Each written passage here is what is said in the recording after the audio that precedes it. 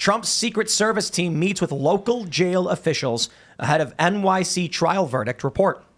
Post Millennial reports President Donald Trump's Secret Service has reportedly detail met, is that how you say it, with local jail officials ahead of the decision in the New York City trial to prepare if Trump has to go behind bars. The report comes as the judge overseeing the case has ruled that jurors do not have to agree on the crime that Trump committed. Wow. Great jury instructions. Amazing. Incredible. Good. According to the report from CBS News, Trump's Secret Service details met with local New York corrections officials in preparation for the possibility, a New York corrections source told the outlet. Being the 45th president of the United States, Trump has the right to Secret Service protection for the rest of his life. Being put behind bars may complicate the situation if that is the case. I hope they just have to clear out the jail. No, there's no way this happens. I mean, even if Trump is convicted, they'll put him on house arrest. They'll say, go stay in your house. You can't leave. And you'll wear an ankle bracelet. Right. Secret Service can protect you there. It's cheaper, actually, for Secret Service. And then what does that do for them? Trump can't campaign. Well, that's technically what would normally happen in these type of white-collar crimes. You get probation. Obviously, if he commits a crime on probation, he goes straight to jail. He's never had a prior conviction. He's older in age. But this judge, I mean, who knows? I mean, he's clearly, has an axe to grind. He wants to throw him into Rikers, which is one of the most violent, disgusting prisons in the country. I mean, there's regularly videos that come out of Rikers with the prisoners, just attacking correction officers, going absolutely on a rampage. I mean, this is not a well-run prison by any means. It's certainly not a prison that's undercrowded. I think it's overcrowded by the latest estimates I remember looking at. So this is a complete dump of a place that they could be sending the former president. And if they do truly send him there, I mean, it's for one reason and one reason only. They're hoping something would physically happen to him while he's there. I can't understand the logistics of it, right? Like, it's obvious that this would be nearly impossible. I mean, unless Tim's right, they're going to mass clear Rikers, which is bad for New York.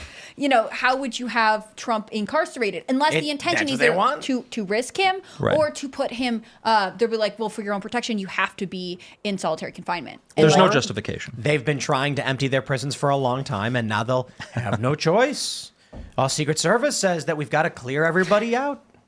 A bunch of new voters right in time for the election, too. Oh, good. Yeah. They'll leave Rikers right to the polls. And it'll really help with the crime rates, the attacks in New York. It'll be a great idea. Most people that should be in Rikers are walking the streets every day. I mean, that's the joke of this whole thing. And I mean, everything we're talking about here is just a slap in the face to everyday New Yorkers who are dealing with these recurring situations of violent thugs who have rap sheets going back years, who constantly walk on desk appearance tickets every time they get, hit by one of the cops or arrested. They just go through the paperwork, they go through the machine, they're in and out. Meanwhile, you have the entire system trying to lock up a non-violent offender, former president of the United States. It's just absolutely sick. For basically the media image of being able to say, look, there's a picture of Trump. This is what Georgia was so intense about with the mugshots. They really thought that this was going to work, though. They really thought that they were going to have. They did, because they wouldn't have started this. Because if they look at how bad things are panning out for them, they really did believe. Because especially when all this stuff started, there was a whole lot of emotion in it too. Everybody thought they were like, I'm going to get Trump, and it all happened. Right after they all started the investigations, right after the end of his term and stuff, they were really serious about it, and now it's looking really, really bad for them.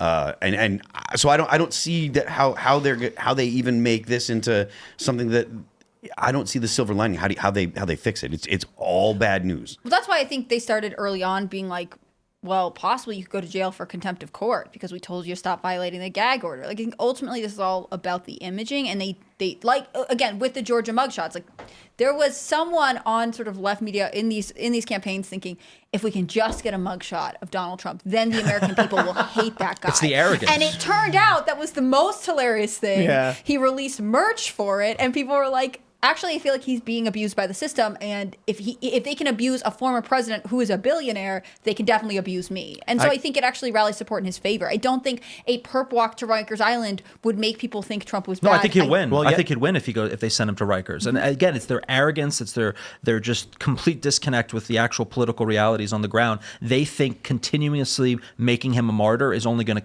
kill his, political future. It's only strengthening it quantitatively with all the I think polls. now that show I that. think now they get the point that it's terrible. I think they're realizing how bad the results The are. problem is that you have this machine of all these incompetent grifters. You got the Fannie Willises of the world. You got the Tish James. They're all trying to be the next hero in the Democrat Party. They're all trying to be the next, big name star. So they're not always thinking. I think now they're just trying to save their necks. Now they're trying to shut it down, but in the beginning, it was like every Yes. crazy half-baked prosecutor was trying to come out and be like, "I'm going to get him," because they're trying to elevate themselves in the party ranks. Now it's falling apart. They're probably trying to put the kibosh on it. But I would agree with that, definitely.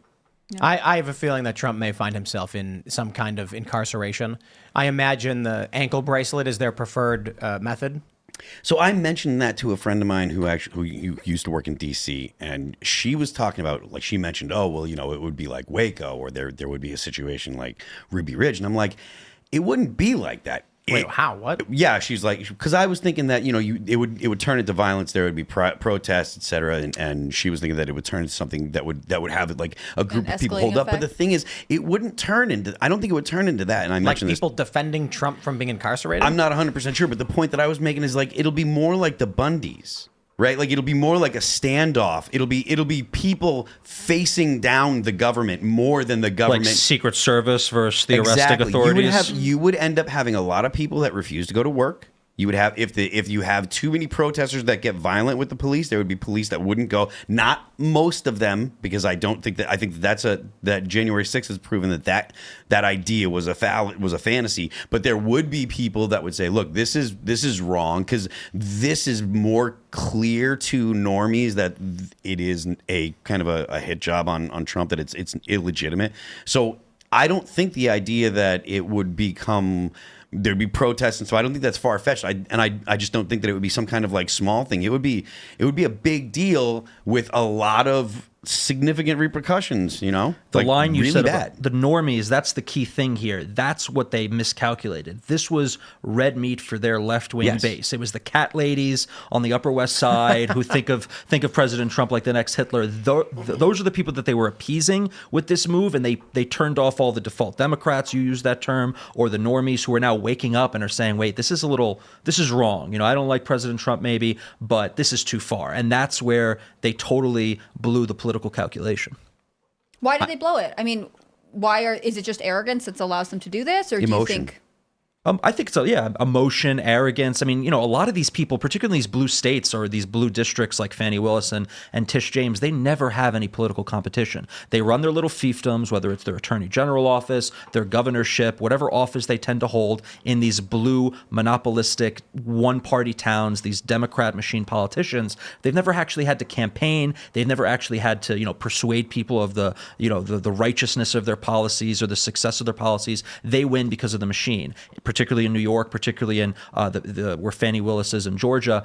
And because of that, they become out of touch and they lose sight of political realities that still exist on the national level. And they're still operating under an environment where people will react negatively to this. They're not all living in a 90% Democrat district where they win no matter what. They're operating in an area right now, many of these battleground states, where, a lot of these races are within the margin of error, and this is pushing people over or bringing new voters to the table that are so disgusted with it. Something weird's going on because Joe Biden's not on the ballot in Ohio. And something weird's going on. Maybe Occam's razor.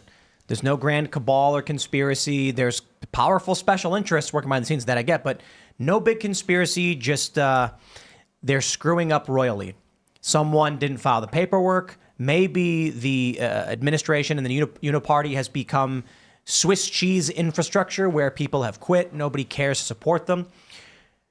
I don't know what the reason is that they screwed something up so massively, but it's polarized. It's either they're a bunch of incompetent morons who have lost their support base, are fumbling the ball and filing incorrectly, or they're doing something else to where they don't care that Biden's not on the ballot.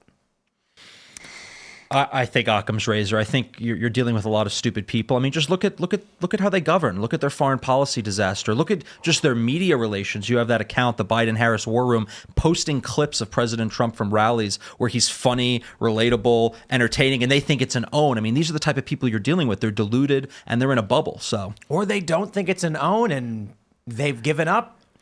I mean, Ohio's going Republican no matter what. This would definitely hurt, the popular vote. It would give a win probably to President Trump in the popular vote if Biden wasn't on the ballot. But look, they're scrambling now. Look, I think they've dealt with years of not really being brought to task, mostly from other weak Republicans who just didn't, bring the fight that President Trump has been bringing. And because of that, they're used to dealing with, a different caliber of opposition. Now, they're actually in a real race. I mean, he's an incumbent and he's in a real race where he's down on the aggregate in every major poll, whether battleground polling, national polling, everything. And they're getting caught club-footed because they're really not this, sophisticated political machine that they thought they were. They were just, watching too many episodes of, The West Wing or whatever it was. And they're smoking their own supply. It does make me wonder if there's a certain level of just incompetence. Maybe you're saying like Swiss cheese in especially the DNC. Like with the Ohio issue, the Ohio law, from what I understand, has been on the books for a long time, which means that anyone 2 years out who was scheduling the DNC's national convention could have, there was no one whose job it was to look at state laws and say, when do we need to have a candidate nominated by? That's ridiculous. How long have they been a political party? A long time, right? DEI affects everyone. Right, The or DNC like you're too. saying, it's just a bunch of people who are like, politics are glamorous, politics is social, I watched The West Wing, I want to be a part of this. They don't actually think about anything. They just thought, sometime in August, Is right? this a symptom of all the changes that they've done because they moved their primary schedule around to make South Carolina to make South Carolina first, and primary. did they change the date of their convention as well, I believe. It's always sort of flexible because the party that's not in power, from what I know, goes first. Oh, So okay. like RNC Right. would be in July this year, which And it this is. is state rules. It's state by state. But, It there's still a Democrat Party in Ohio. There's still a DNC. And, you're making the right point. And there's no one whose job, there's not like a department of 5 interns who could say like, hey, you each have to look at, whatever 10 states and figure out when they need to have a candidate by, and then we'll pick the date from there. Was it someone's vacation schedule they picked the DNC? I just don't understand, because it's a level of incompetence, which if you were a Democrat in Ohio, you're right. Ohio will probably go red. It'll probably stay that way. But if they want to win any down ticket races, like if they want to win state seats in the state Senate or Assembly or whatever. This impacts everything. It kills How Brown. would you feel as a Democrat being like, this national party couldn't even figure out what our laws were? They obviously don't care about us. They have written us off. Thanks for watching this clip from Timcast IRL. Make sure to check out the live show Monday through Friday at 8 p.m. on this channel. Subscribe and we'll see you all there.